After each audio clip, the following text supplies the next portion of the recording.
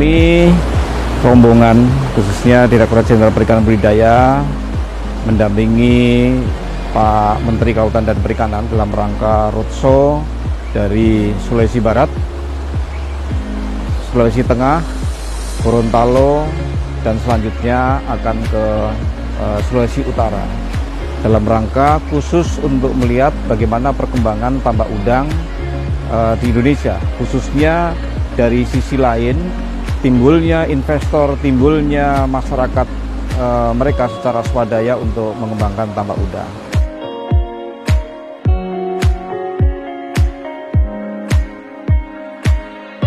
Kami sekarang posisi di daerah Tomoli Selatan.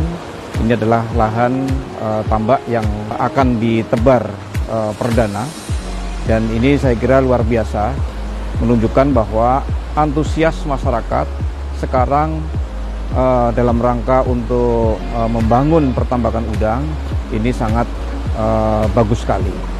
Iklim dan juga dukungan supporting dari pemerintah yang sudah disampaikan berkali-kali baik oleh Pak Menteri Kelautan dan Perikanan dan juga pemerintah pada umumnya ini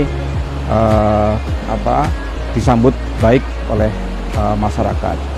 Nah, hal seperti inilah saya kira yang perlu ke depan terus dikembangkan dan terus diperluas oleh masyarakat-masyarakat secara mandiri. Karena kami di KKP itu punya beberapa program yang terkait dengan pengembangan tambak udang di tahun 2020. Yang pertama adalah dengan membuat percontohan-percontohan model-model tambak udang berkelanjutan.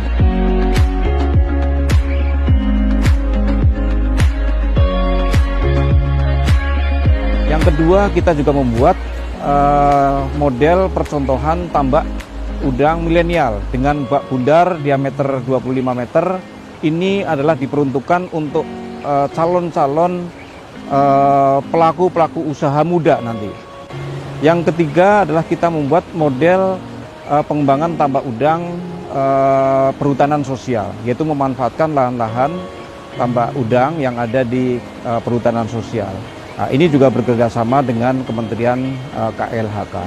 Yang keempat adalah program mendorong investor ataupun swadaya masyarakat untuk bisa mengembangkan secara sendiri, yaitu dengan pola kemitraan dengan perbankan, ya, dan juga disupport oleh infrastruktur yang lain. Jadi ini ada 4 program yang kita lakukan dalam rangka untuk pengembangan tambak udang di Indonesia untuk mencapai sasaran ekspor 250% di tahun 2024.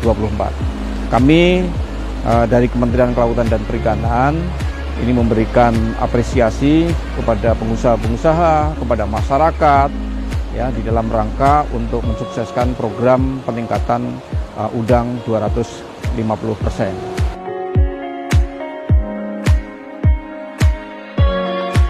Sekarang kita menginginkan pengembangan tambak udang ini secara berkelanjutan secara lingkungan dan juga berkelanjutan secara usahanya, ya, dilengkapi dengan instalasi pengolah limbahnya, dengan penampungan air yang sudah steril, dengan pengelolaan tambak udang yang berbasis kepada cara pembudidayaan ikan yang baik, ya, dan di samping itu juga dengan manajemen yang baik, disupport oleh SDM yang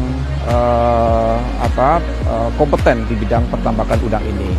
Ya, jadi kita inginkan sekarang pengembangan di era baru ke depan adalah tambak-tambak udang berkelanjutan.